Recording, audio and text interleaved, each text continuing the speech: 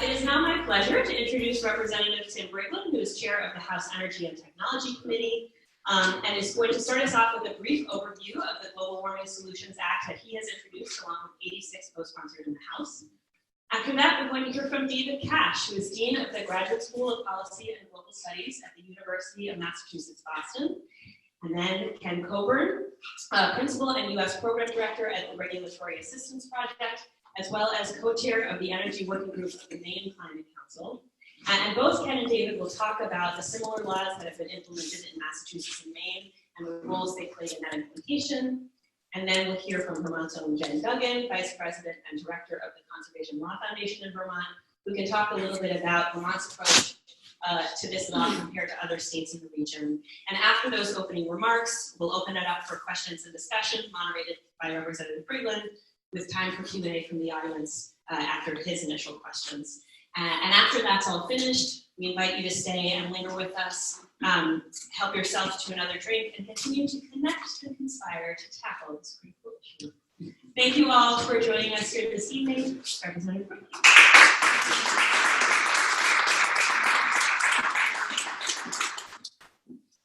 So I actually was offered a chair to sit in, and I declined since I've been sitting for 6 hours a day. So I actually appreciate having a nice tall table here to stand before you.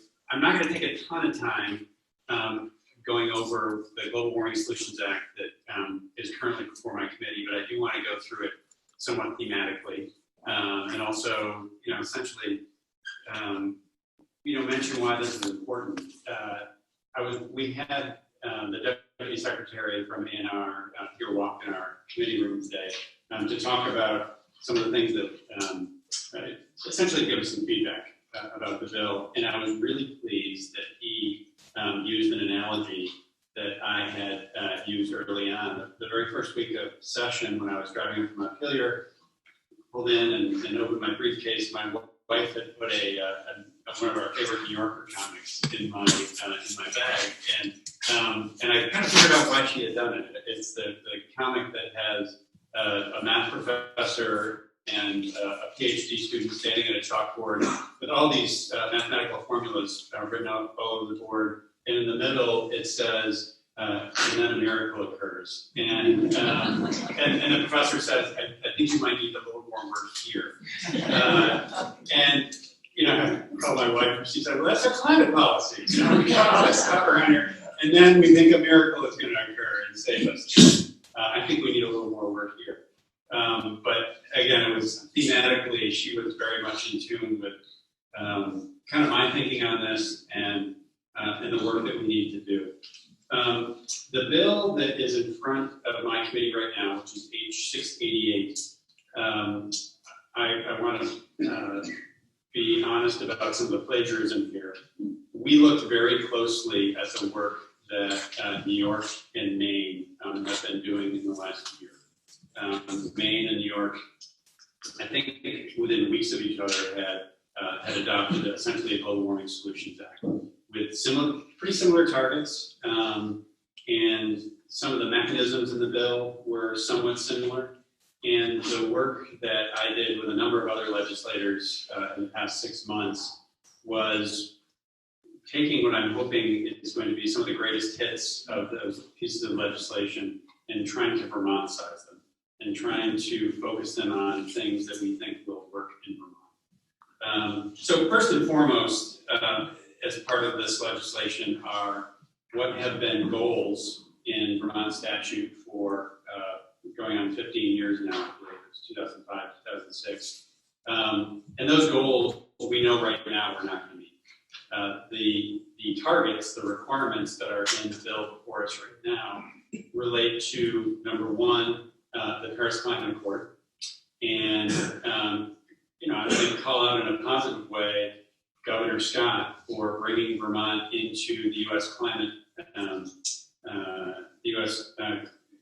initiative in the last, I think it was in 2017 when he committed us to that. But that essentially commits 25 states to achieving those goals. That is goal number one. And again, not a goal, it's a requirement. And that's a 26% reduction of our 2005 emissions levels by 2025. So essentially 5 years from now.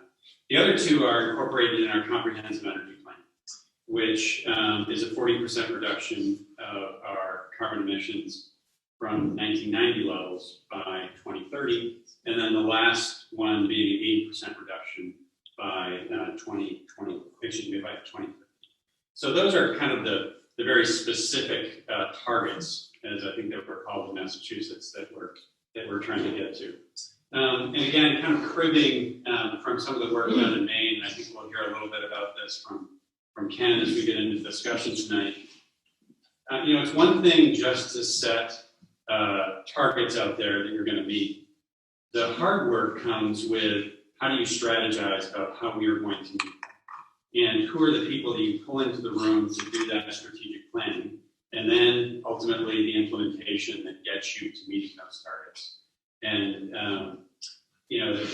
something that I mentioned to a group of legislators I was talking to a couple of weeks ago, that a vision without a plan to get there is a hallucination. And right now, again, we don't have that plan. That planning process is really lacking in Vermont. What this bill does is it puts in place what's called the bill Climate Council, which incorporates a half dozen members of executive agencies. If I can get them off the top of my head, it's the Agency of Natural Resources, the Agency of Transportation,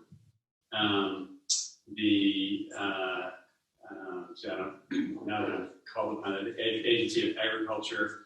Just not say Public safety. Anybody, yell one out. We'll have half a dozen agencies that are relevant to this work, along with I think it's 14 individuals who are appointed by the Speaker of the House and the Senate Committee on Committees. And these are experts from around the state. Whether it's in economic sectors, whether it's in energy sector, whether it's in municipal governance. But it's bringing that group together to essentially do the planning. The second process is implementation. And that takes a couple of different forms in this bill. One is rulemaking. And a second is looking for this council to provide recommendations to the legislature as to enabling legislation and, of course, ultimately funding that's got to support this work. And then the third thing that I want to point to in the legislation that I think a lot of people focus on is what's called in the legislation the cause of action section, which is maybe a euphemism for accountability. Citizens in Vermont, I think, have seen their government, whether it's legislators or the executive branch, kind of talk about action for a while. We've had goals, but really no accountability to achieving them. What the cause of action section does is it essentially allows a citizen to come forward and make a case in front of a judge that Vermont has not promulgated the rules or put the rules into effect that are required by this legislation. They haven't done it in a timely fashion. And then down the road allows a plaintiff to come forward and say, Vermont actually hasn't met the requirements of this law in terms of mitigation in greenhouse gas emissions. But it's about accountability. And so, again, thematically, those are the parts of the bill that are kind of operatives that we're working on right now. The other thing that I want to mention that has been very important thematically in my committee is that real climate action isn't only just about mitigation. It isn't only just about how do we reduce our emissions. It's also about resilience. I think we know that reducing greenhouse gas emissions is something that is critical for our state to be for our world to be habitable 80 years from now. There's no work going on at the federal level on this, and so states are unilaterally taking action or working in partnership to take action. That's critical.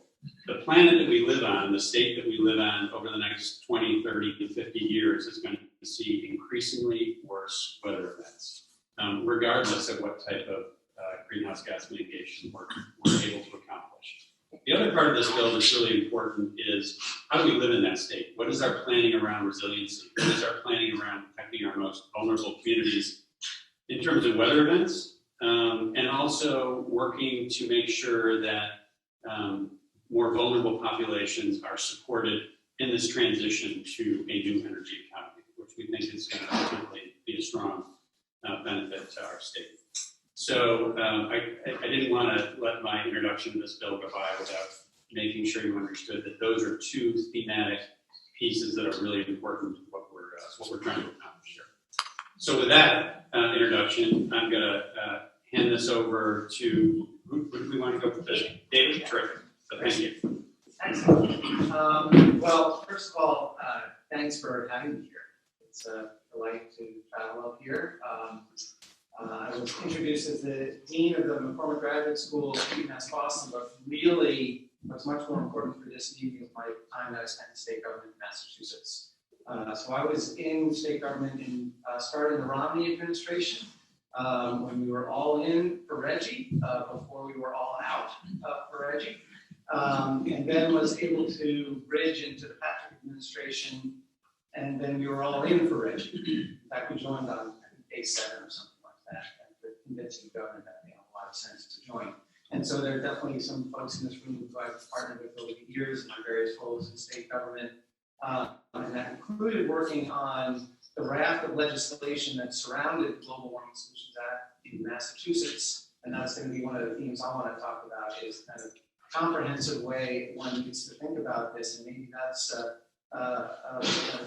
equivalent what you were talking about with enabling legislation and regulatory packages, and I would add to that executive actions as well to kind of really push the ball forward. And then after the first Patrick administration, I was a Department of Public Utility Commissioner in the second administration, and then a DEP Commissioner in the last part of that Patrick administration. So I've seen both the energy side, environment side, and really understand, and perhaps Jen will talk about this more, the importance of the really nitty-gritty, boring regulatory side of this. And I know folks, pen and wrap instrumental like that.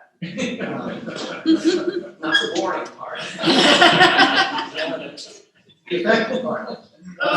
So in a short time to introduce this, I want to actually take a step back from many of the themes that Tim, that you raised, to even the point of convincing that this is an important thing to do.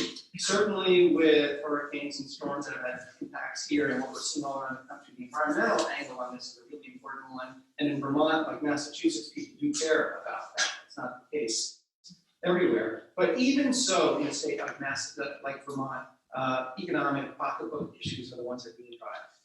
And we, from day one, we framed this as an economic opportunity, as avoiding economic costs. And yes, the environment was extremely important. It wasn't that urgent and scary 15 years ago as it is now. But we always put this in the context of economic choices and opportunities for people, and really connecting it with everyday lives.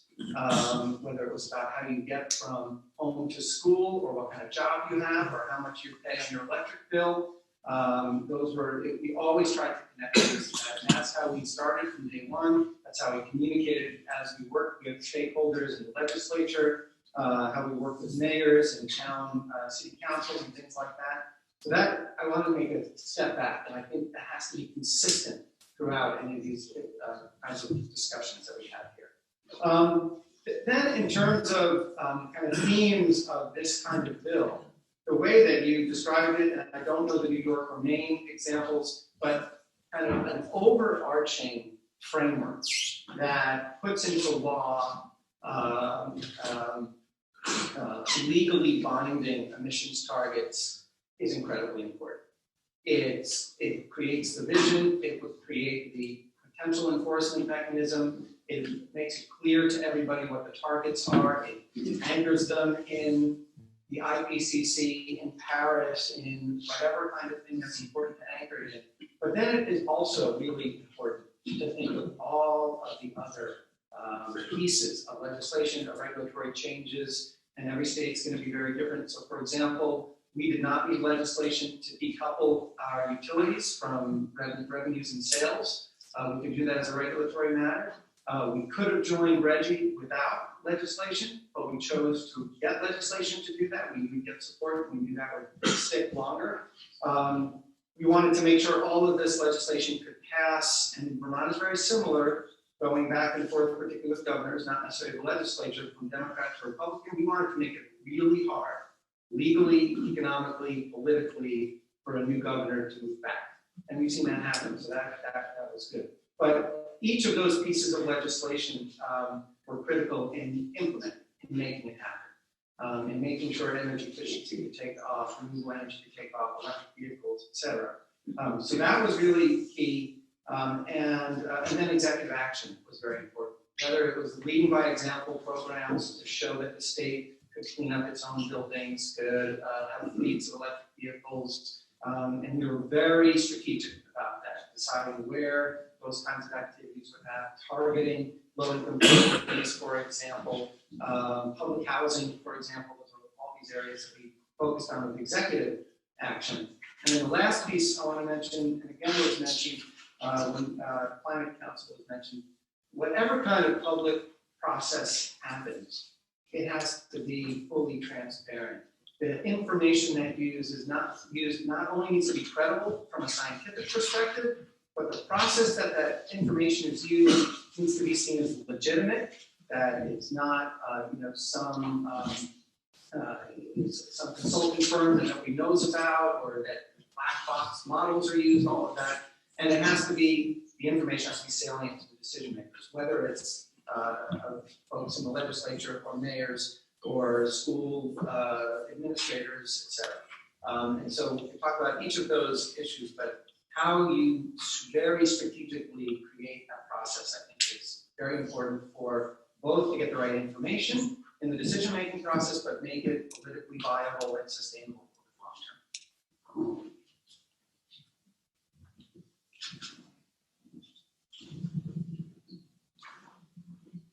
Well, by glory, I sure am glad to be here tonight. I ain't seen this many people all together on the energy issue since we put them solar things up on the roof of high school. No, Ken Colbert here. I am delighted to be with you tonight. Is that a Maine accent? I'm working on it. Farnsworth can help me out with that. He's amazing. I was only next to him. Ken Colbert at RAP. I'm delighted to be with you tonight and delighted to be in Montpelier so that I could be on some of our own internal business. And Jen and Carolyn and Nia and Ron made it possible to schedule this in a way that I could join you. I have to give you the usual caveats though. RAP doesn't testify, it doesn't take positions typically, and so I'm not speaking for RAP tonight, I'm speaking as a member of the Maine Climate Council. I didn't have ready ways when I moved to Maine from New Hampshire 5 years ago to engage in mischief, so I tried to find that one, and so far it's been working for me. I also wasn't too intimately involved in the passage of the legislation, so I don't want to cast myself as much an authority on it as a participant, and I hope that's of value to you. It was a really interesting legislative session. You all know that because of some electoral oddities, like running 3 candidates and splitting the Democratic vote, Governor Paul LePage was allowed to serve 2 terms, not just 1. And there were several progressive energy-related and climate-related bills that passed the legislature over the last 8 years, which were then vetoed and suffered override votes that fell 1 or 2 votes short. As a result, in the 2019 session, Governor Janet Mills' first legislative session, there were 15 energy bills that were passed. And you name it, if one of the bills addressed the net metering, renewable energy, beneficial electrification, the whole shebang. And one of them is LD 1679, established the Maine Climate Council.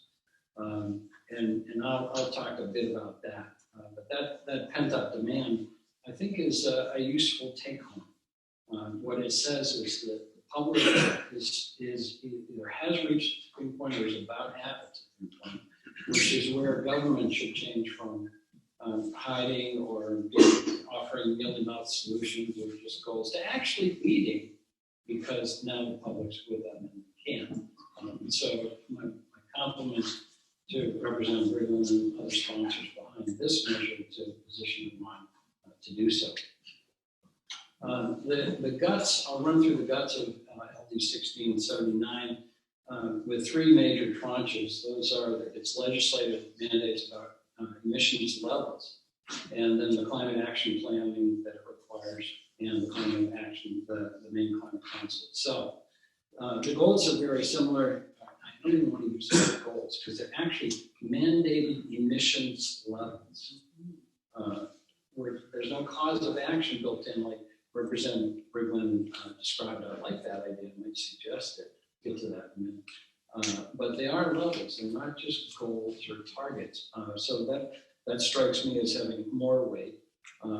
By 2030, we're supposed to be 45% below 1990 gross emissions, which I also think is a wonderful thing. That's going back to Kyoto days, and a fellow who was in Kyoto and thought that had been forgotten. I'm pleased to see it back on the table. That baseline, as opposed to say 2005 or some other kind of amusement. 2040, there's a pro rata target review, and then that pro rata is against the 80% reduction required in 2050, as Representative Briglin mentioned. A couple of other key points that were also accompanying those levels, and one of those was that greenhouse gas reduction should be prioritized by the source sectors that cause them. Now, for those of you who may be less knowledgeable about this, that's a bullseye on vehicles and a bullseye on home heating. Because the power sector, both in Maine and here in Vermont, is relatively clean. It's still got a ways to go, but it's relatively clean. So that's the message for those reading between those lines. It also indicated, in sort of a parallel vein, that the establishing of those levels, meeting of those levels, should take into account emission reductions already made in the sector. So if you did a lot of work, just before this bill was adopted, and now you have the same percentage reduction requirements, you essentially got screwed. Well, let's avoid that by taking into consideration emission reductions that have already been made. And I think, again, that behooves well the electricity sectors in Vermont and Maine. And then the final thing, again, alluding to or echoing some of Representative Briglin's points, one of the things that is established in this level setting is that DOT is provided with rulemaking authority to achieve some of these levels. No, you can't run and hide about not having the authority. Yes, you do have the authority. The second bit, the climate action planning itself, first and foremost, and the first one's due in December 2020, this year, is that it repeats every 4 years. So it's not a one and done, good, once we get this over, we can let it sit on the shelf and go away. 4 years of government isn't that long a period, and thankfully there are advocates like many people who will say, okay, it's coming right up, or okay, we just did it, now what do we do to implement it? So 4 years ends up being a pretty short period under those conditions, as it should be. And also required as part of that 4-year cycle is that the council come back with recommendations for legislation. It's not just establish these nice wannabes or lofty goals. What bill do you suggest? See, so that's where I already get my cause of action on taking it back home to Maine. And another is provision in there is with input from stakeholders. So echoing David's point about transparency. It does address not only mitigation, but also adaptation and resilience. Those coupled with the usual suspects that you would anticipate, analyzing sensibility and cost effectiveness. On the adaptation side, though, in particular, the statute actually calls out encouraging consideration of diversity, equity, and inclusion. That's new in statutory provisions. That hasn't been there. And then also, I think a message that both of the prior speakers echoed these. You've got to have metrics. Just as the statute also incorporates metrics. How are you going to measure results? A transition plan must also be included with these regular 4-year updates. And those are to include reviews of jobs, impacts on businesses, and so forth. And being from Rapid, I got to throw in a factoid about the jobs part. You know, we are, as in 2017, I think, we did the job study, 3 times the jobs in renewable energy that exist in all fossil plus new. You know, this isn't going to happen. This has happened already. There's also a requirement for scientific and impacts of climate change update as well, so that there's regular reminders of what's happening out there. Imagine if we had 4 years already under our belt, what we would have seen in the last 4 years in that regard.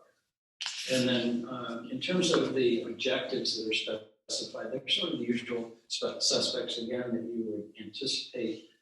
Once again, low income and equity are called out explicitly, aside the usual cost effectiveness and reductions in economic benefits and so forth. The council itself is 39 members in Maine. I was a little surprised to hear Tim read them off and say, well, wait, no, we have 15 commissioner types, various agencies on, as well as 2 senators and 2 House members. So they're already up to 19, and then 20 additional members representing specific areas. And I use representing loosely, it's more like with knowledge of. So it isn't a representative of marine and coastal representing those industries. It's somebody who's knowledgeable about it. That's how I came to be on the council, as somebody knowledgeable in energy. The terms are 3 years, which seems like a good start. They'd be staggered so that there's some overlap or some institutional knowledge with respect to with multiple year plans, because of course 3 and 4 aren't very divisible until you get 12 years out. And there are 2 co-chairs of that. Currently they're the Commissioner of the Department of Environmental Protection and the Secretary Commissioner of the Governor's Office of Innovation in the Future, which is also fairly appropriate. The council can solicit and accept funds. That's what you do when you want to allow them to be able to get some money, but you don't want to appropriate anything. And outside of meager legislative pay to just the legislative numbers, there was no appropriation. There's several working groups and a scientific and technical subcommittee. And I think that's important because what the scientific and technical committee does is allow nobody to hide with respect to climate science denial. Right? There's a neutral arbiter of the body who's in charge of that information, and they can report on it as part of those regular updates and otherwise as necessary. Then 5 other working groups were named: transportation, coastal marine, buildings, infrastructure and housing, energy, and land use, working plans. They can name other working groups if they need to, but so far that hasn't been done yet. Now this bill just passed in the spring, and the council and the working groups have been constituted since then. So most of the working groups are in their first or second meeting. I think my third one is Friday. So we're still early in the game. We hope to have recommendations to the council mid-year, and then the council will digest them, and it's the council's job to deliver recommendations to the legislature, formulate the report, the first annual, first 4-year report, along with recommendations to the legislature. Specific considerations that are specified, of course, in public input, and then again with diversity, equity, inclusion, low income and vulnerable populations are called out. I don't want to highlight those, just it's that you are used to all the other ones that can be expected. And then also many prepare for impacts provisions are also in there. So prepare for the impacts of more extreme weather, prepare for the impacts, in our case, of sea level rise. Prepare for all the other anticipated impacts that climate would have, health impacts and so forth. So I think that order is important, just to wrap it up. You have a legislative mandate, reason that David mentioned, it's less deniable, it's less avoidable, it's less transient if it's in legislation, in statute. Then some specifications about a plan and how often it's expected and what it's to deliver, including legislative recommendations. And then the group that's supposed to do that. I think that's the right order of things, and I'm pleased that that's the way it worked out in Maine. So far, I think the primary thing we're missing is that cause of action provision. That's a great idea. It's like citizen suits under the Clean Air Act and having been a former air regulator. That's how a lot of good air policy actually got done, is from citizens, NGOs, and so forth, going to court and saying, wait a minute, it's not happening here. So I'll wrap there and turn it over to Jen for Vermont. I'm Jen Duggan, and I'm the director of CLF Vermont. And before I joined CLF, I was the general counsel for the Agency of Natural Resources for 3 years, both under the Shamlin administration and the Scott administration. And then prior to working at ANR, I spent many years in DC with a pretty significant regulatory practice. And so I represented community groups and environmental organizations in federal rulemakings related to power plants, refineries, large sources of pollution. So I've spent many years grinding through the regulatory process, trying to think how to make that work better. And you know, as David alluded to, it's not really the sexiest place to be, but it really is important, and that's where a lot of the work actually gets done in terms of public health and environmental protection. And as Representative Briglin alluded to, there are a lot of similarities with the Vermont Global Warming Solutions Act and the Massachusetts and Maine and New York laws. And I just want to touch on a couple of the key points and note where I see some differences. There are binding targets for all the reasons that we've sort of, the panel has talked through. This is really critical to ensure that the work to reduce carbon really gets done. We've had these goals on the books for years. Vermont is lagging behind. We are still 13% above 1990 levels, and this is a pretty complicated problem that we have to solve that's cross-sector. And unless we are focusing our resources and being strategic and prioritizing reducing carbon, we're not going to make the kind of progress we need to really address this crisis. And so binding targets are really key, and you see them in all of the models, all of the statutes. The other similarity is that there is some version of a council and a requirement to prepare a climate action plan. And that really is a recognition of the diversity of skills and expertise that you need to be able to do this work. And so the membership may look a little different in each of the states, but all of the states, you know, there is a council with diverse expertise and with a combination of executive agency participation as well. The third piece is this accountability framework. You know, because this is cross-sector problem solving we're trying to do here, there needs to be sort of a lead agency, a point person that is focused on coordinating efforts across the state, and who is really tasked with getting the work done. And I think in all of the states, it is the environmental agency that is the lead. But that's really key to have,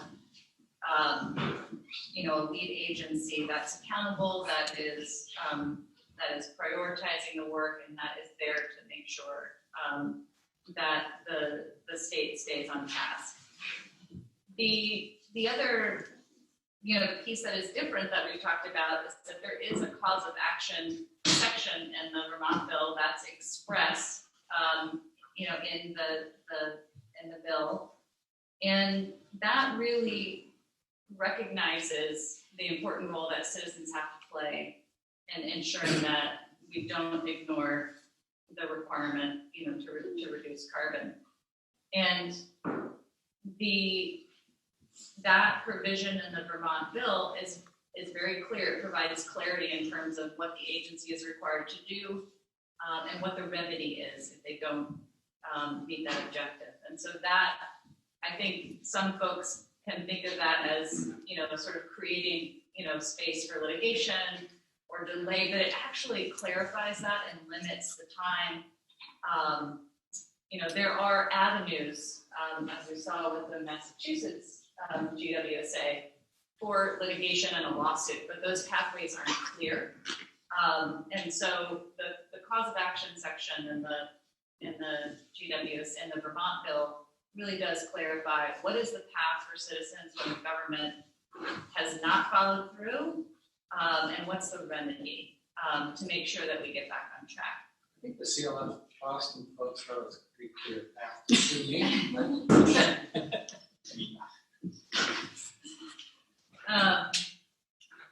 The other piece to highlight is that, the Vermont bill, and as in various degrees, the other state bills address not just mitigation, but also adaptation and resilience. And that is critical because we have to do all of those things to really address the climate crisis. And with addressing all of those things, we get pretty significant benefits, both in terms of climate, but also economic and public health, environmental. And, one of the things that I think we may forget about, we think that Vermont is the small state, but we are actually part of the U.S. Climate Alliance, which is a 25 states that have together to say we're going to meet the Paris goals. In the absence of federal action, we're going to work together. And together, those states make up 40% of the U.S. greenhouse gas emissions. And so by joining with that coalition of states, Vermont has the opportunity to make a real impact in terms of global climate change. But there are also economic benefits associated with moving forward. I think Massachusetts has seen gross state product increased by more than 21% since the passage of the GWSA.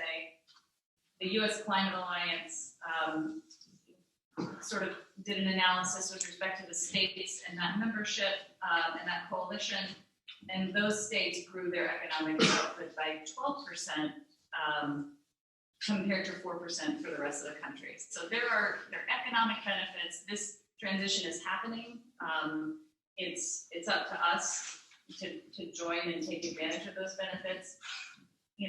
Clean energy jobs, weatherization, and the avoided health costs associated with meeting transportation goals. All of these things provide real economic benefits to the state. And then there are also, public health and environmental benefits associated with addressing carbon, both in terms of mitigation, adaptation, and resilience. The other, point to note is that all of these statutes really envision a transparent and public process, and that is really critical.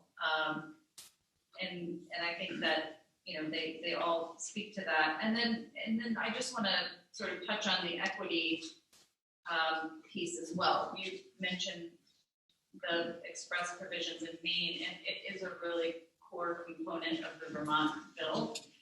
We know that climate change and the transition will disproportionately impact communities that are low income, that are rural, vulnerable, marginalized.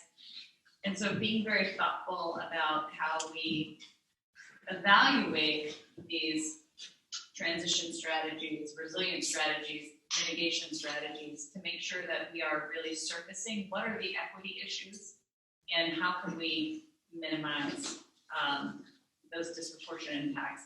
That's an express directive in the legislation. And then the sort of tie to this requirement to look specifically at rural communities and develop tools and best practices to ensure that our rural communities are building resilience. Great. Thank you.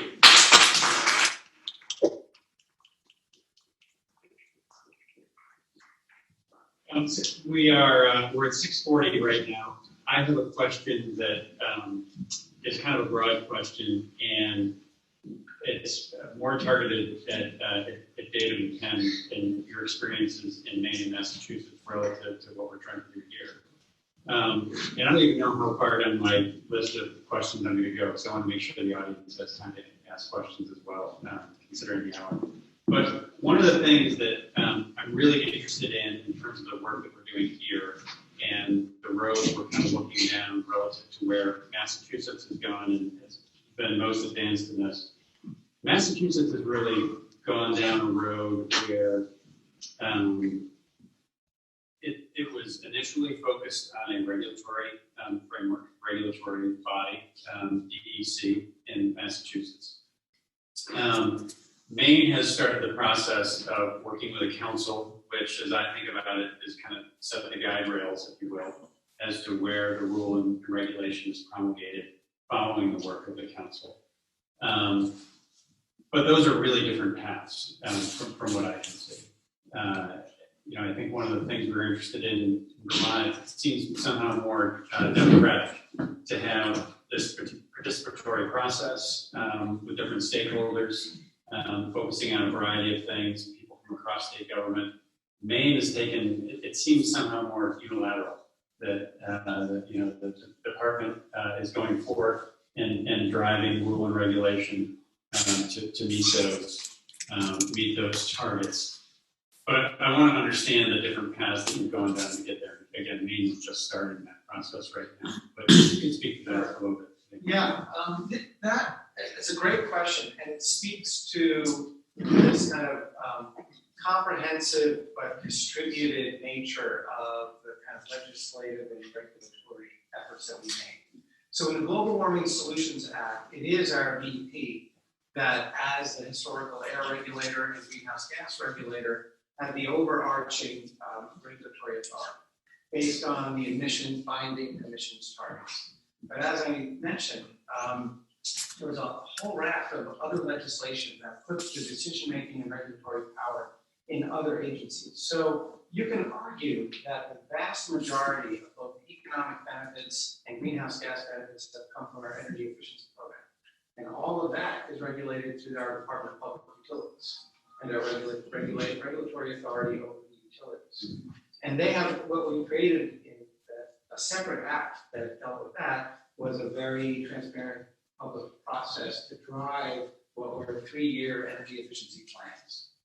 So the idea wasn't that it was concentrated in one agency, but that it would be distributed into the agencies where it made most sense. But each of those would be science-driven. There'd be some kind of public participatory process, that we have an economic focus and economic opportunity focus, each of those. So it was sort of these series of principles that guided each of the ways that we approach this within the agencies. But let me also kind of step back, because when you were saying the agency that sort of led was the Environment Agency, it actually wasn't. One of the first pieces of legislation that we passed in the Patrick administration brought together all of the energy and environment agencies under one umbrella. So the secretary was now the Secretary of Energy and Environmental Affairs. So it seems like, and although very few states have copied this, we were the first state to do it. I think Connecticut did something similar with DEEP, and I don't know the structures in other states, but you can already see by doing that, we deal with this cross-sector kind of issue. We deal with the tensions that there might be between energy and environment, or economics and environment, and that was critically important to do that. So I would say if there's one first step to take, it would be something like that, because that would make the promulgation of any of these kind of regulations a whole lot easier. There's one secretary that has this overarching goal that can direct, to the extent one can direct Public Utilities Commission to move in that direction. And by the way, I know Snickers for those of you who have dealt with Public Utilities Commission. Another kind of foundational thing is to totally change what drives public utility commissions, because now it's cost and reliability, and climate is not legally binding. I don't think in any state, in California, I don't know. We tried to do it. It didn't. The language was too ambivalent in our Global Warming Solutions Act, and I fought and failed many fights. And but that would open up the door to regulatory changes in the field enforcement area.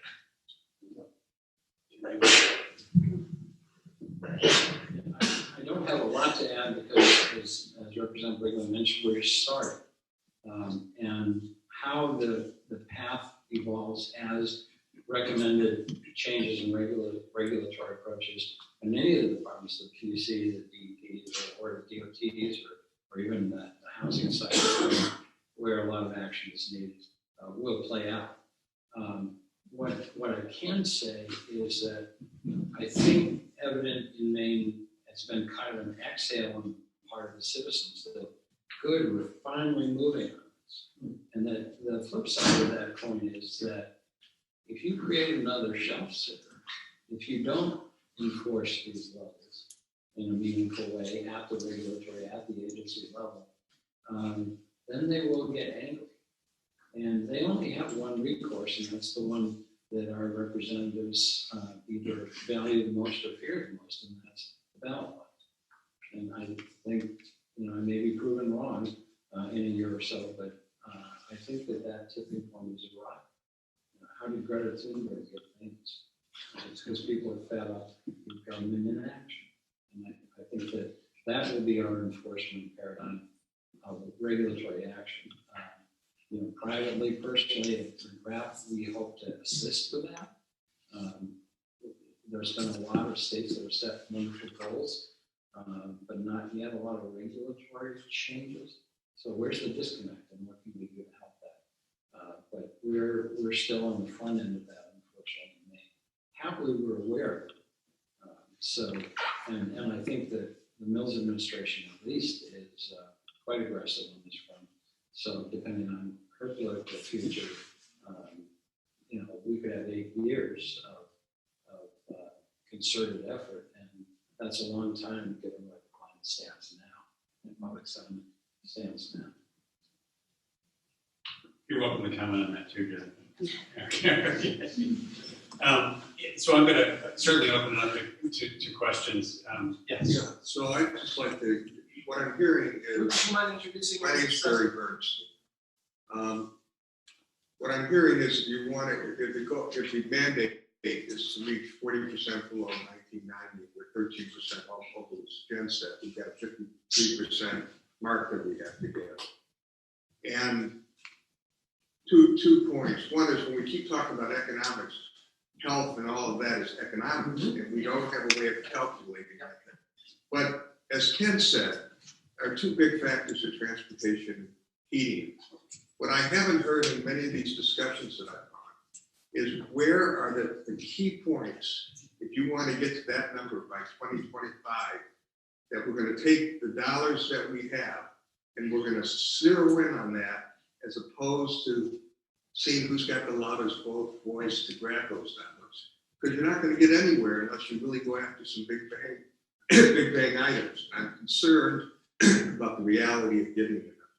And I think that if we keep doing talking and we don't actually identify those big bang items and the dollar costs with them, and we keep talking about electric cars, 1,000 electric boats is $35 million. Where does that 1,000 electric cars get us to getting down to 1990 level? It doesn't seem like it's very big. So I'd like some practicality if anybody has it. I can start with that, and actually it's a good segue. I didn't pay very much, but One cost related. Later. One thing that I didn't mention on my remarks, and I don't know if I'm remiss, but I certainly welcome the opportunity now, is let's don't forget the market. I was an air regulator, and I was a strong supporter of the Obama administration's efforts to address climate change that took the form of the Clean Power Plan. But Moore's Law was operating on solar, and Moore's Law was operating on wind.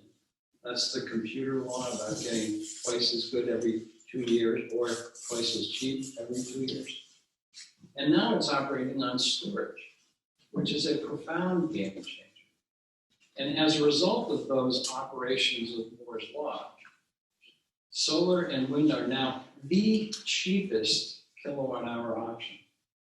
They don't operate all the time. You still got to work on the intermittency and so forth. But they are the cheapest. And as a result of that, utilities as well as personal customers, such as many of us in the room, have adopted those technologies. And as a result of that, the goals of the Clean Power Plan for 2030, or was it 2034, I forget, have been met already. The market achieved that. There are many more market opportunities. The ones we know from our work at RAP in the power sector are profound, and I can't believe that there aren't similar market opportunities on the electric vehicle side. You're already having the internal combustion engine folks starting to quiver and move over to the EV side in their future plans. And the oil guys are moving into plastics, seeing that there may not be an indefinite future in the internal combustion engine. So if there's signs of those market changes already, what can we as policymakers do to accelerate those so that we get a clean power plan result on the other sectors? I would just note that, there has been a lot of thinking. We've had multiple reports in the past several years about pathways. The Climate Action Commission spent a lot of time thinking through what the solutions and the pathways might be. But without binding targets and a requirement to act, we are not going to take that next step. And so that's why these laws are so critical in setting the foundation and forcing that action. And if you have the right regulatory framework, that is really where the potential for creative thinking and innovation and all of these market changes, that gives space for that to happen. To tie back into one of the earlier things I said about connecting us to everyday lives, really important that regular people see what these changes are and the benefits that they get from them. It has to be easy, right? It was really important in our solar program that there was definitely a word of mouth, kind of, you saw your neighbor had solar and you went over and said, what are you doing there? I didn't know you were greedy. And they said, I didn't care about emissions. I'm not paying electric bill anymore. But then combining that with innovations that were not technical, but that were financial or contractual, so allowing aggregation, allowing cities and towns to aggregate potential customers, put that all out to one bid, just solar exploded because of that. And the same thing's going to have to happen with EV, that incentives are going to have to be there such that it's totally competitive for a family of middle income means to get a car or a minivan that they love, and that they don't have to maintain as much, they don't have to bring to get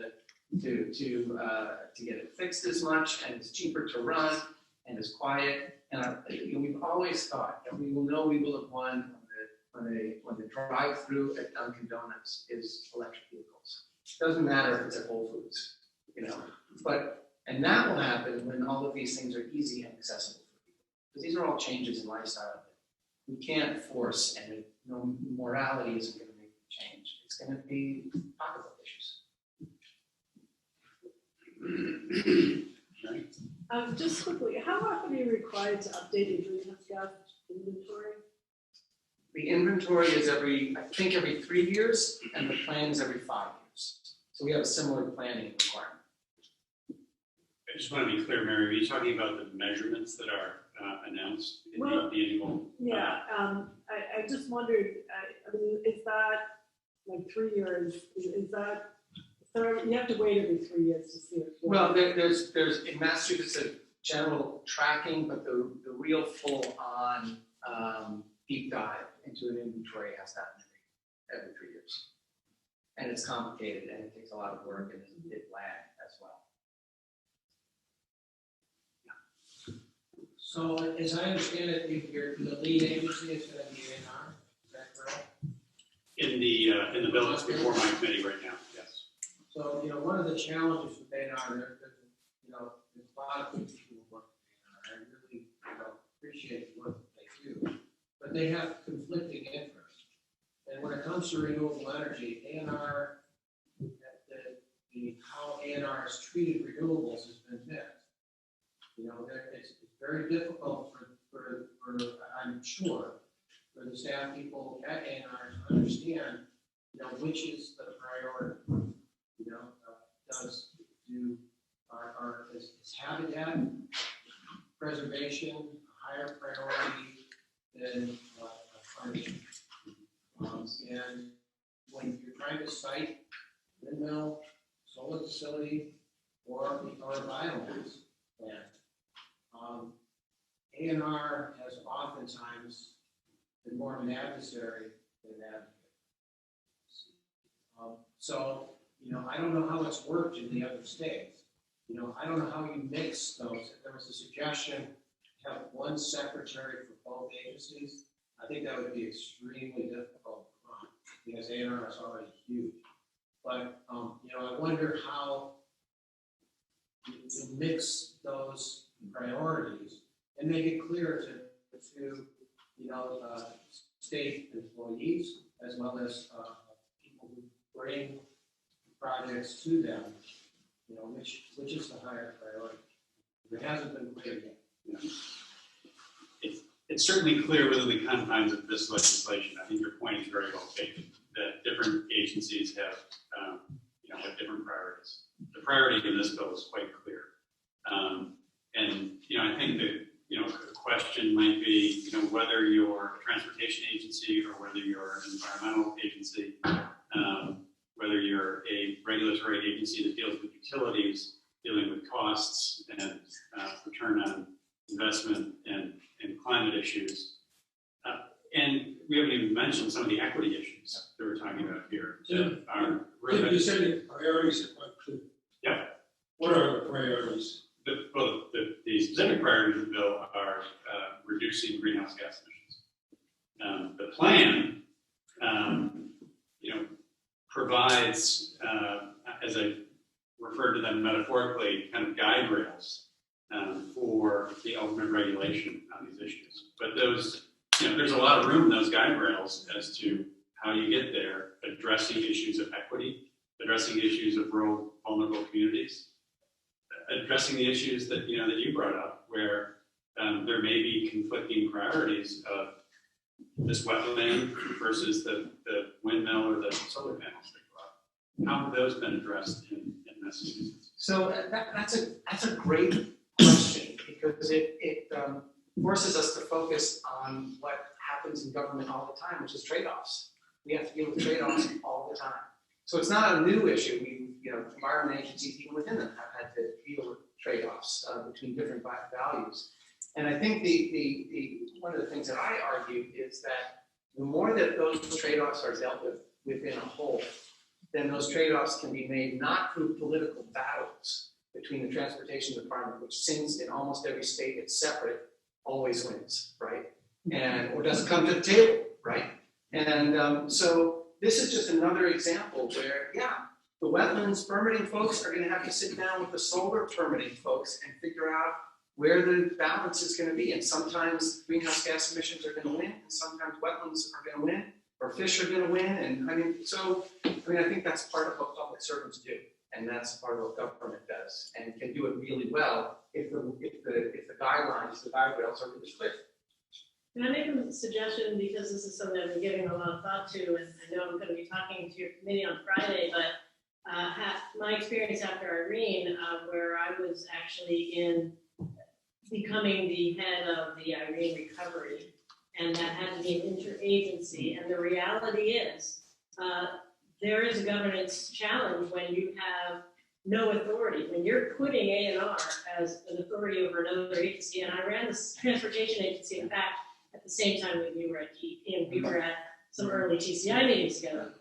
So my suggestion is that it actually be in the Secretary of Administration, that the responsibility actually be in an agency that has authority over all of the other.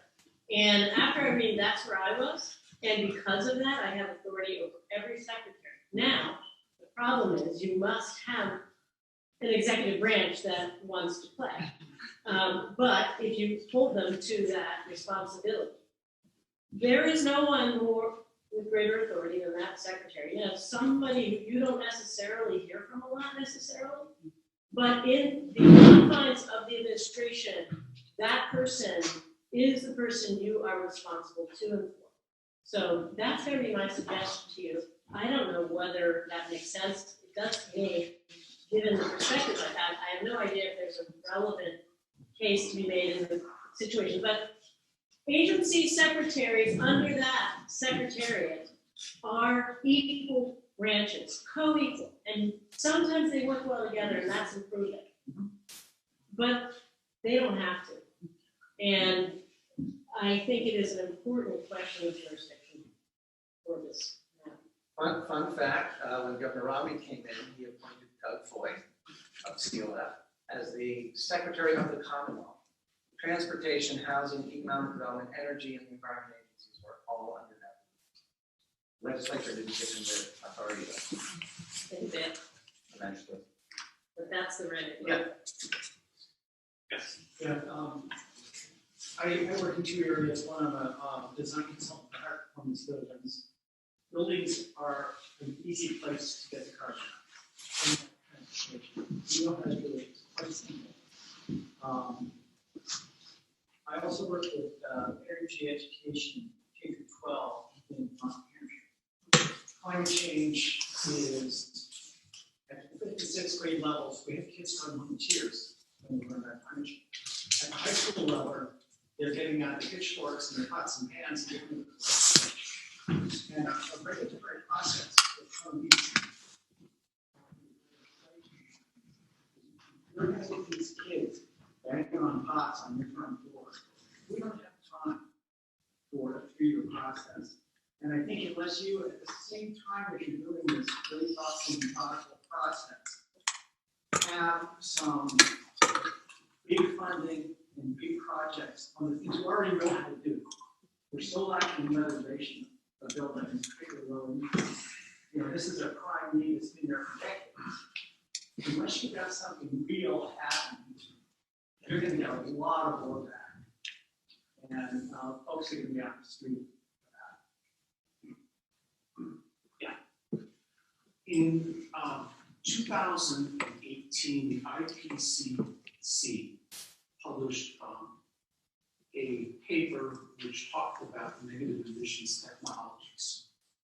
And I noticed today in the report on energy from Maryland, I got 52-page deck instead of Maryland on their energy plans. And they're counting negative emissions toward their overall achievement level. And I wanted to bring that onto the table because there are many people who are firmly committed to increasing soil carbon as a means of drawing down carbon from the atmosphere. And there are others who are committed to pyrolytic carbon capture. And we talked about building materials. That's one very good place where that type of carbon would be employed. What consideration is being given to negative emissions technologies? I'm being directing the question to me. Anybody who wants to take a Yeah. In any of the, the Maryland or actually in the Maine or Massachusetts. It was not, we don't, as far as we know now, I mean, it's sort of very past administration.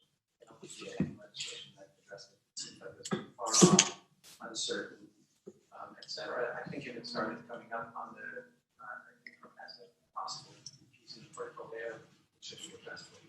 Well, if I could comment on that briefly, I'm aware of an entrepreneur, private money, who wants to build electrolysis facility in Swansea that would produce about 25,000 tons of biochar a year. And there are markets for that required biochar. That biochar is approximately 75,000 tons of CO2e, which would be 150 million tons of CO2e, which is a lot of cars off the road. This is with private money and a profitable business. And I think that there are so many opportunities for negative emissions technologies that they need to be studied carefully because we're not positive error. There's no redo when we go 2 degrees. One of the things that we haven't really talked about that I think is important, and it is a component of the Vermont bill, is Vermont is using natural and working lands in Vermont to capture and store carbon. So different than what you're talking about, but also important thinking about how we use our wetlands, how we implement farming practices that capture and store carbon in the soil. That's an important part of the pathway to net zero by 2050, and that is a sort of a focus and a directive in the Vermont bill to evaluate and implement those types of strategies. Yeah, in Maine, we haven't done anything yet that I'm aware of. Of course, I'm not in that work group, but there is a working lands work group, which I hope they look into biochar, and I'm delighted to hear that there's private interest in it. I hope that moves forward. The rest of the negative emissions technologies, of course, are things like iron seeding the oceans, carbon scrubbers, and would come at very high costs. We may see the day when those are necessary, but I hope that we have a good sense. Well, the other one that's practical right now is remineralization. The free biochar markets.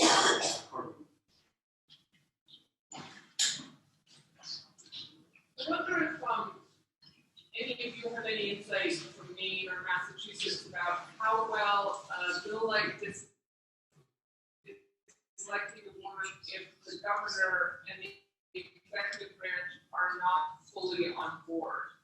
You mean passing or once it's passed? Once it's passed.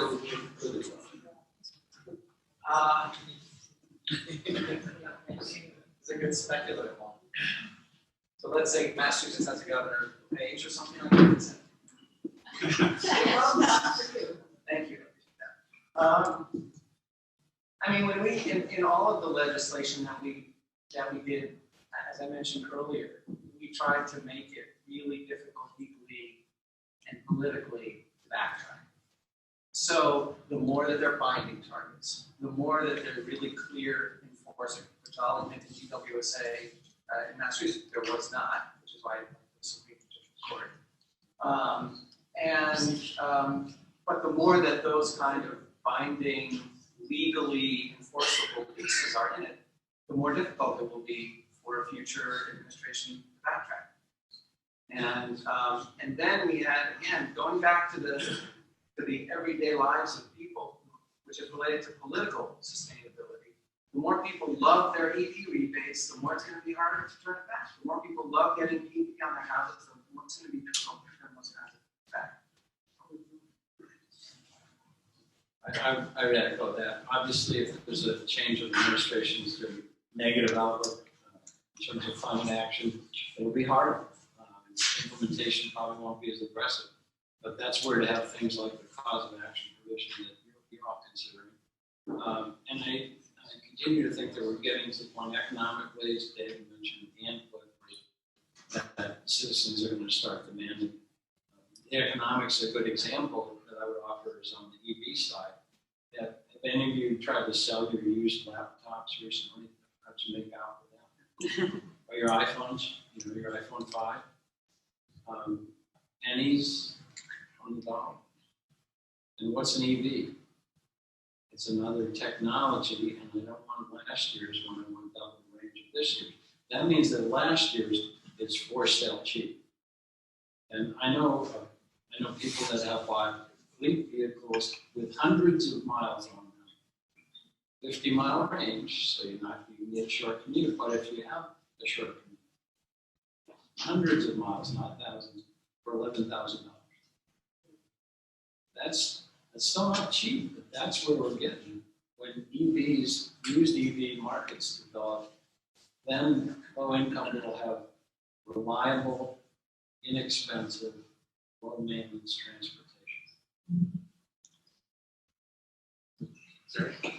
I want to ask a question that might sound really basic and obvious, but I think is actually pretty complex and really important, which is how do you measure, or has this come up in, especially in other states, what counts as an emissions reduction?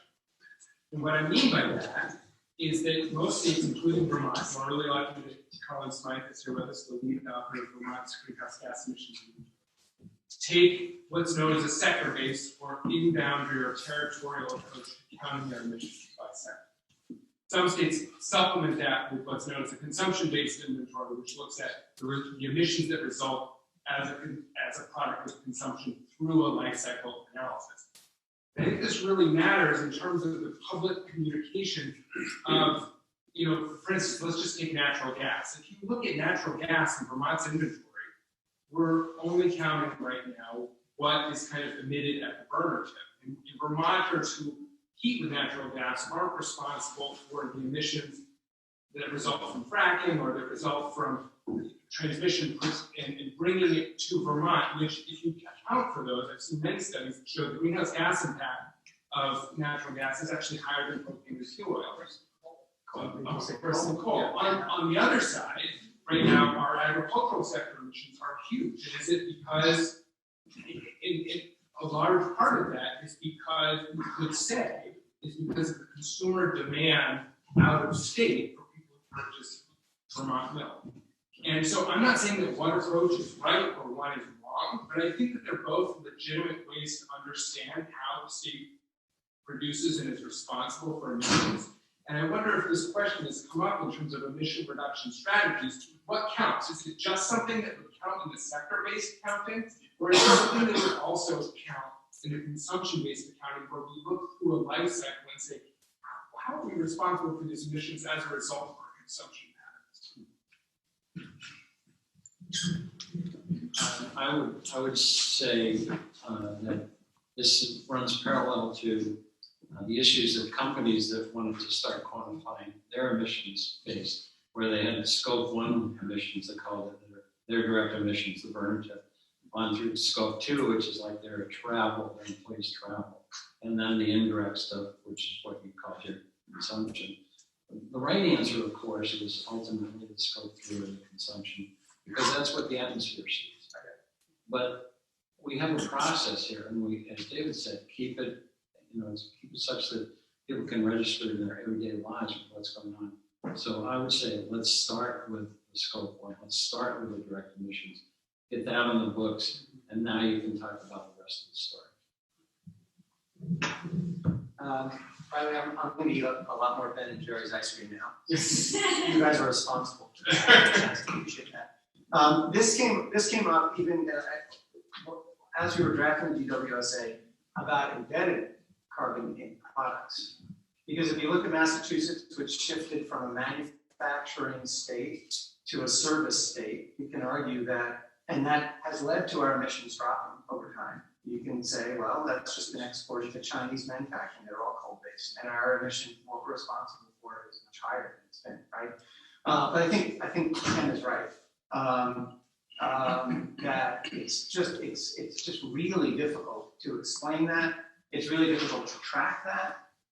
So the whole idea of monitoring becomes a whole lot more difficult. But it also speaks to the importance of doing this more regionally, and ultimately, when the time happens on a national basis, that can make a whole lot of sense. So it seems like it would work, and I'm not quite sure whether the Reggie states have done this, but have coordinated. I mean, you would know whether you coordinate with your counterparts in other states to try to make this similar across states. So at least this agricultural issue, milk transporting, we can deal with in some kind of regional way.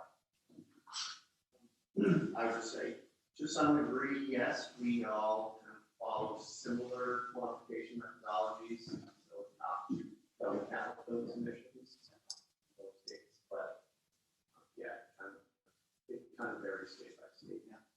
By the way, I haven't read the bill yet, but as I read back to the Vermont Solutions Act, there's several parts where it says, to the extent feasible, coordinating with other states and regional partners, using the best science or the most up-to-date methodology, those kinds of things were wrapped throughout here. So we encourage the kind of cross-state collaboration.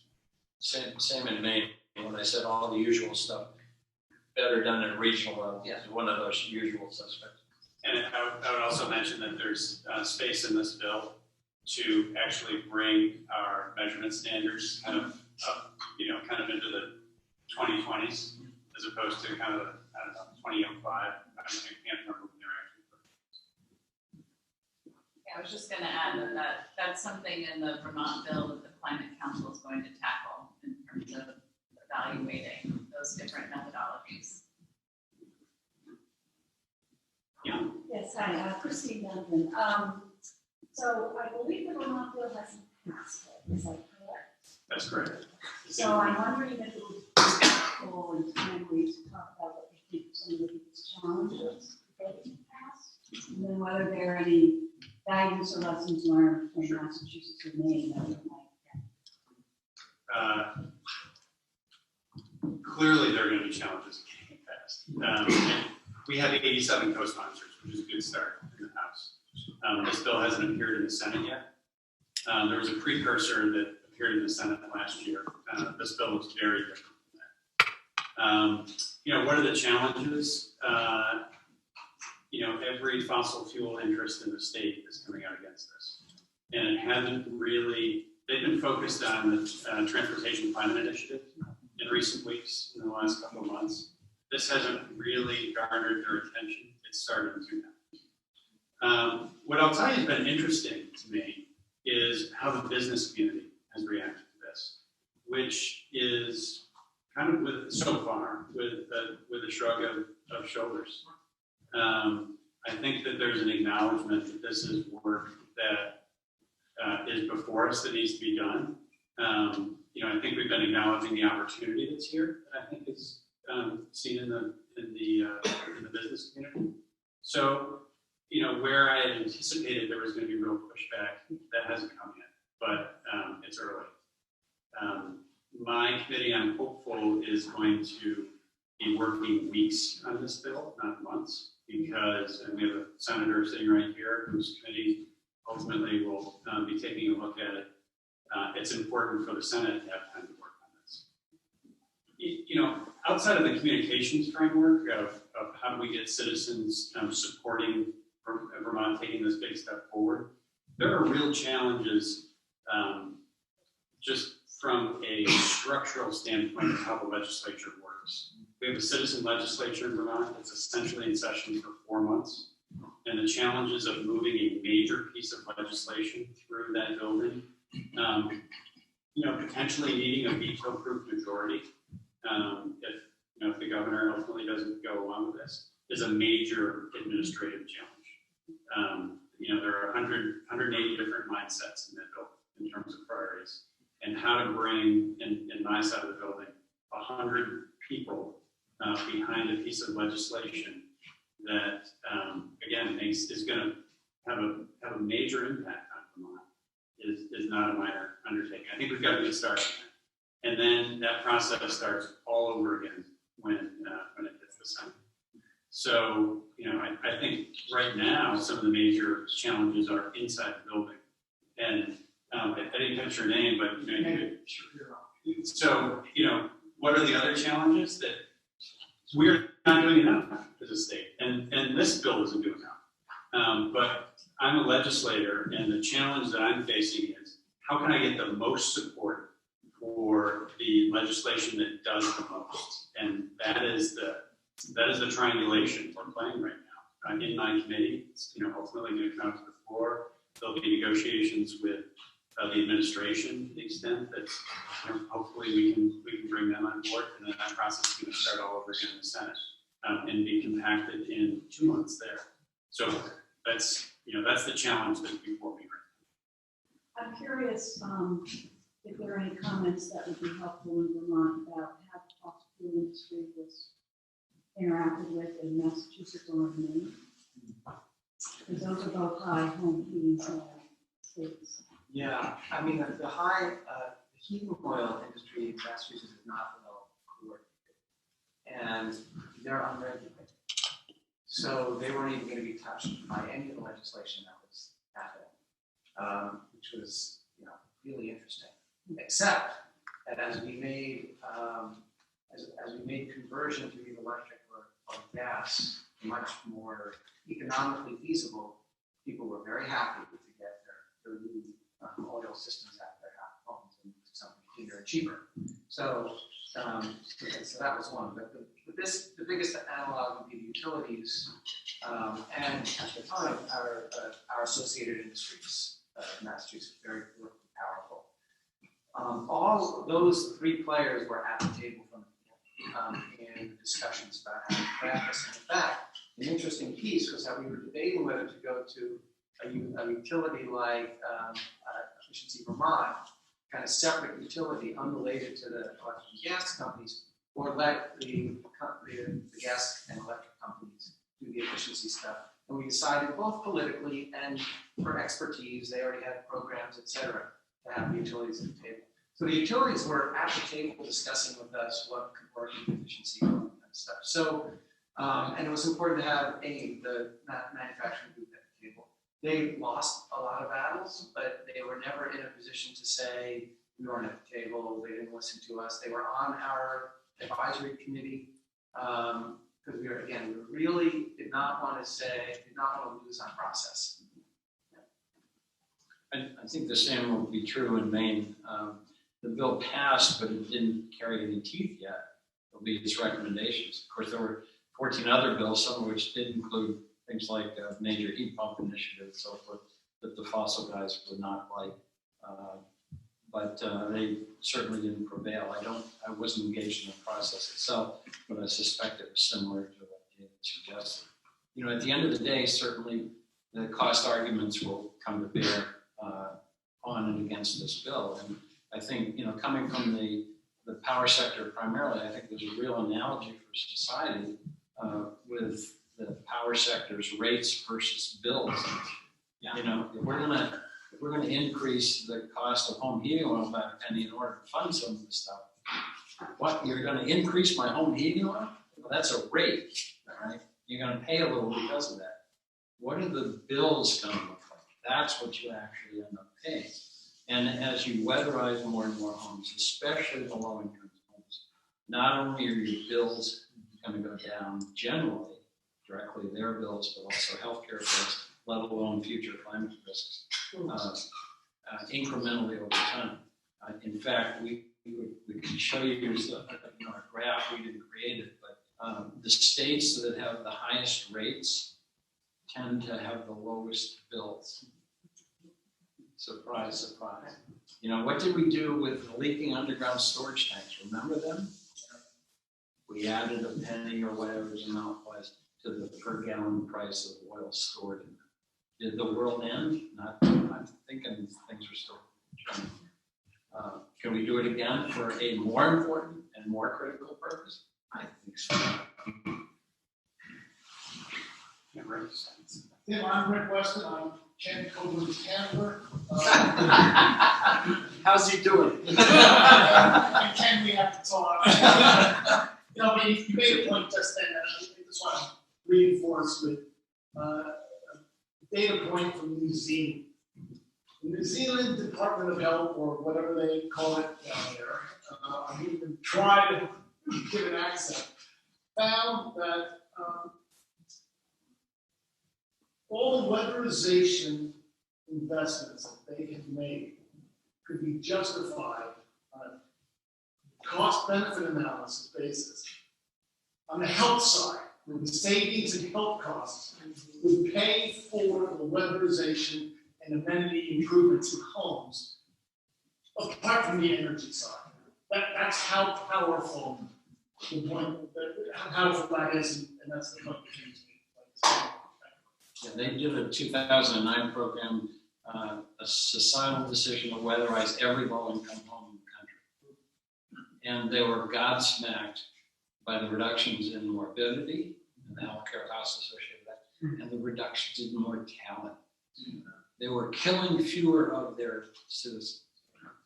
I think Also, that's fewer days of work loss, Yeah. fewer school days missed by kids. All of that. Mark, and I'll just say, I want to be conscious of people's time, and I'll look to Sheriff to wave the flag. Senator McConnell. You told us our goal was to decrease greenhouse gases. Vermont is, we believe that we've done very well with electricity, and we need to deal with someone mentioned the two other targets, transportation and thermal. Neither one of those is easier than the other. They're simply different. And when you're trying to decide who's going to be in charge, you might want to put the transportation people in charge of transportation, and the thermal is in charge of thermal. They're trying to do one. But what do you recommend? What do you recommend? Because we have those two laws that we're not necessarily. I feel like I owe you whatever I'm paying Barry Bernstein for that segment. I'm a big fan of electrification. And so I would move toward electrification on both of those. And the reason for that is because the management of our grid is going to be one of the key ways that we keep costs down in the future. And those resources, the batteries in electric vehicles, the batteries that will be in houses, or their demand, such that we can, their hot water heaters, et cetera. We can turn it on and off with respect to whenever the sun is shining or the wind is blowing, and integrate the actual management of our supply resources with our demand resources, such that we don't have to build twice the electric grid that we have today, which is twice what we need, because we're just making it so that we're on a peak whenever there's high demand. We have not used the demand resources that a building could be, that a car could be on an aggregate basis to reduce those costs. You make a good point. I make a point of asking a question. We are ahead in electrification. Electrification is not a goal. The goal is, and electrification is a tactic. It's not a goal. It's actually a requirement. Electrification goes sectors. How do we deal with transportation and thermal, where we are behind, way behind our goals? How do we deal with those? EVs and heat pumps. And those are simple answers to complex questions. There's lots of problems or issues associated with both of those, but that's the direction. And that also speaks to the importance of giving this public utility commissions the authority and responsibility to integrate those things into utility functions. And I would just note that even if, there's nothing that precludes other agencies from taking leadership on rulemaking. Well, in the Vermont bill, for example, there's nothing that would preclude the Agency of Transportation from moving forward with specific rulemaking that was related to that. They are also a member of the Climate Council, and there will have to be some level of coordination amongst all of the agencies with the different expertise. But I think the point is, at the end of the day, there has to be someone in charge that's making sure that all of these agencies are doing the work to meet that goal to reduce greenhouse gas emissions. Last question. Heat pumps without really reducing or eliminating the waste in our buildings are not going to work.